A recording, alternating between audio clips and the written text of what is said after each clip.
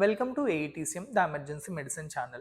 In the previous video, we discussed about the what is pre-hospital trauma life support and what are the goals and what is the difference between PHT, how it varies from the others and what is the systemic approach we are doing, how it is evidence based and why we are giving importance to PHTLS.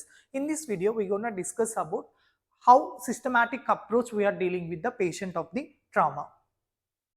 So first step in the pre-hospital trauma life support is safety, ensuring the safety of the victim and the rescuer. So when you're considering safety, always remember scene should be safety for first rescuer, then the victim and the resuscitation part. What are the components of the safety? Pre-arrival information, available resources, mechanism of injury, patients, incident situational awareness, patient safety measures. All when you got an information, pre-arrival information.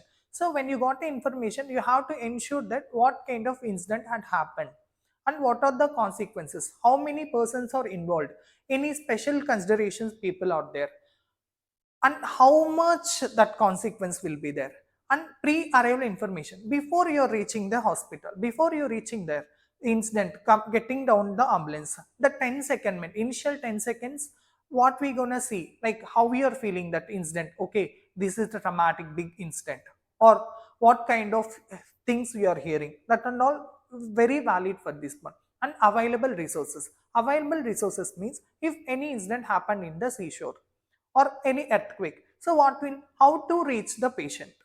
So mode of transport, vehicle is available like road transport or airway transport or any seashore transport, or even if it is a disaster, even the nearby hospital also involved in disaster or not. So we can't access to that. So what are available resources we have? Any local bodies or NGOs are supporting us. We can get support from them.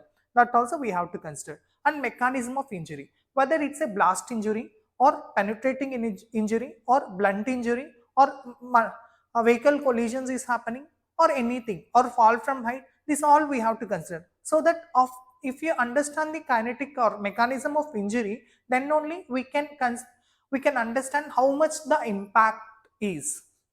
And patients, like already we discussed, like how many patients are there, who are all involved, any special considerations is there, any pre-hospital that we have to, and incidents and situational awareness. When you reach the hospital, when you reach the place, we have to assess first, then how will be the situational, like temperature of the day, everything will be there.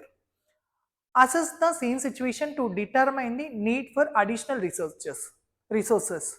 Dispatch information, like when you are reaching, when you are dispatching from the hospital, we have to give the prior information that we are coming. And when you are calling, if you're the first responder, we have to tell the exact time, place and all.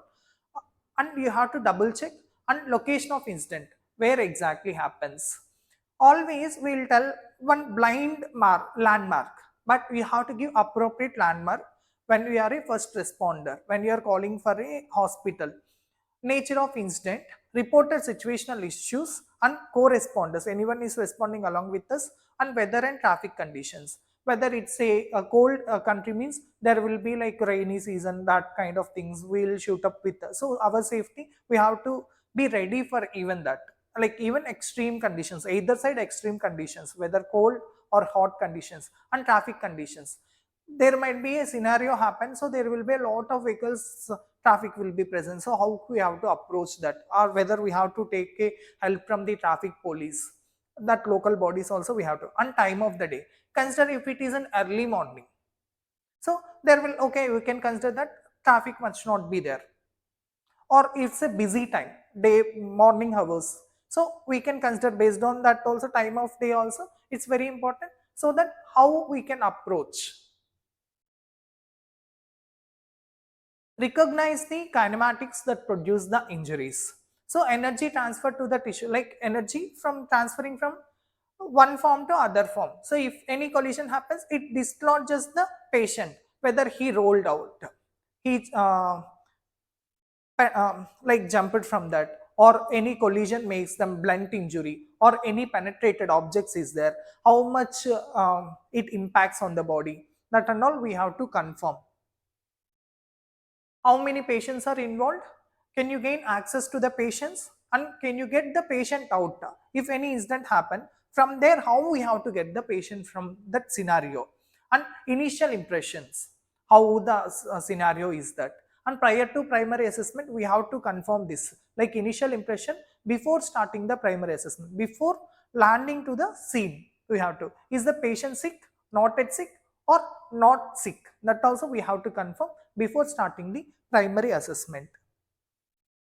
Use the primary survey to identify the life threatening condition. Always ABCD, identify and treat immediately, that is the most important. We'll identify, but delay in the management leads to the patient reach near to the death. So always treat, identify and treat immediately. In children, pregnant patient and elder patient, injuries to be considered to be more serious than their outward appearance. We'll say like it's okay, it's not sick or not yet sick, like that, but it will be more impact. So when you're considering this special population, you always think it will be more serious than what outward appearance. To have more profound systemic influence will be there, to have a greater potential for producing rapid decomposition. Prognosis will be late. Or primary survey provide framework to establish management priorities when faced with numerous patients. So it will be like a triaging thing also. We have to prioritize the patient, which patient we have to deal first. If it is a life threatening, do immediately. If not at sick, okay, you can monitor, you can delay bit. Or it's not sick, then we can do, it's a green color coding. So we can deal, after shifting the patient to the hospital, we can see that also it gives framework. Some life-threatening situations are not visually apparent, like it's considered internal hemorrhage. If it is patient is having abdominal internal hemorrhage, by visualization we can't tell that that much sick. By time period, it will be like more bleeding, internal hemorrhage, and he go with the hypotension and bradycardia, cardiac arrest. So not always life-threatening condition, not visually apparent. Even in the traumatic brain injury, it will be there. So primary assessment will start with the always like stop examination. If total body fluid is going out, blood is coming out within some span, very less span. So we consider as examination, that we have to stop first. Stop the examination, stop bleeding. That's a CAB approach. When in trauma, like examination time and cardiac arrest, we are considering as stop bleeding first, and then only ABCDA. So, airway, breathing, circulation, disability, exposure, and environment. Always remember, when you are considering airway, if patient is able to uh, talk a full sentence in his own voice, or any abnormalities is there, or if you see like there is, listen first how the voice is, then any sound, look into that, and we have to manage immediately. Any suction, any secretions is there, do suctioning, and always you remember, you will start with the basic airway management, head tilt, chin lift, jaw thrust. As it is a trauma, we can't do the head tilt. We are suspecting C-spine. So until unless C-spine is ruled out, C-spine injury is ruled out, we will not do head tilt. So in that case, we will do jaw thrust and chin lift will be doing. Then basic airway management like oropharyngeal airway, nasopharyngeal airway. Based on that indications and contraindications, we'll choose which one we have to choose and we'll apply that. Still we are not getting, then we'll go for the advanced airway management. Advanced airway management, endotracheal intubation, tracheostomy. Based on the condition of the patient, we'll choose which airway management appropriate for that patient. We'll go with that. Always remember, if you're not skilled enough to do anything, don't try. We are doing more harm than doing good for them. So always, you know to do intubation or not. If you don't know, then go with the basic airway management until the transport or until the expert people comes.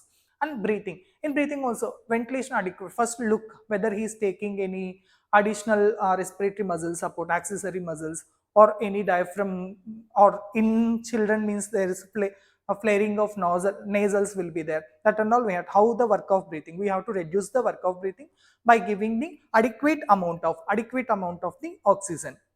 In circulation, hypotension is the one of the leading death triad, so it will be present. So we should prevent the hypotension. So we have to provide adequate amount of fluids. Always remember, don't give rush of fluids because it causes hypothermia, acidosis, which also is one of the lethal triad of the trauma. And disability part, we have to see any like GCS and alter a level of consciousness we have to check, and based on that we will check. If GCS is less than 8, we'll go with the rapid sequence intubation. When it comes to the exposure and environment, we have to, from head to toe examination, we have to see any other trauma is there. And always remember, when you're examining one part of that, we have to only expose that, only that part. Remaining part we have to, patient privacy and secrecy matters here. So we have to do only that part, and we have to cover after your examination done. And prevent hypothermia, because in a trauma, hypothermia is the one of the leading cause of the mortality. So always expose but prevent hypothermia. This should be, generally we will take systemic approach, but this is a trauma. PHTLS is a teamwork. So one person, when one person is doing the airway, then other person will do with the hypotension, this circulation, then other person will do systemic examination. It can be done simultaneously, because here golden period, we are considering it as a golden period. So always systemic approach, we can perform even simultaneously to get the best results.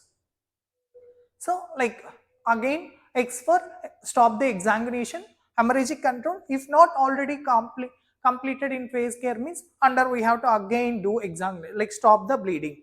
Stop the bleeding also, like whether patient is, we can apply direct pressure through the normal direct pressure we can apply it, or gauze dressing we have to do, or if still more bleeding, then we can put a tourniquet or not topical application to the hemostatic things that we can do. On airway, assess for airway obstruction, unclear if it is like, we have to say any airway obstruction is there, any secretions is there. If secretions is not present means we have to do suctioning. Then positioning, basic airway manuals. Then we'll go with the oropharyngeal airway or nasopharyngeal airway, or even advanced things. And breathing, we have to assess and treat any chest wounds. Always remember, there is a high chance of tension pneumothorax. Even if a simple pneumothorax is present means, that may develop because of accumulation of air in that lungs, pleural cavity, that leads to tension pneumothorax. It may worsens. So always treat immediately. And circulation, assess for the shock. In the golden period, there will be like hemorrhagic shock will be present. If any cardiac arrest and all means, we have to go with the CPR if needed. Disability means splint, any major fractures and all, we have to splint, that make the patient comfort, and which supports us for doing much more better. He will be comfort, and he feels like, okay, we are in the correct person hands. And spine assessment and spine immobilization we have to do. For this, we can use a Candian spine rule and nexus criteria, which we can use based on the patient. And environment or exposure, prevent hypothermia, heat, chemical and toxic exposures we can see. Transport decision, which is very crucial in the pre-hospital trauma life support, from the incident site to the appropriate care we have to transport. It should be in a timely manner. Does the patient condition warrant immediate transport? Sometimes see, if a cardiac arrest patient was there, no need to shift him, do resuscitation part there itself. Life threatening conditions we have to do at the site of incident. If not at sick, then we have to immediately shift the patient to the appropriate hospital.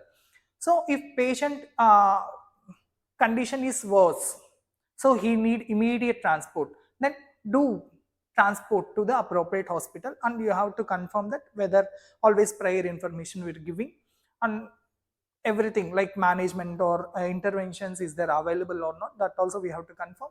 And which method we have to, like C-spine stabilization, backbone stabilization we are doing, then how roadway, that are all decisions we have to take. And patient packaging, spinal motion restrictions are indicated. If patient is conscious but he is having some severe injuries is there, if patient is conscious and oriented, then allow him to tell, don't restrict here, don't move unnecessarily. Unnecessary movements don't need, no need to like put everything like that. If patient is oriented means, you can just allow him to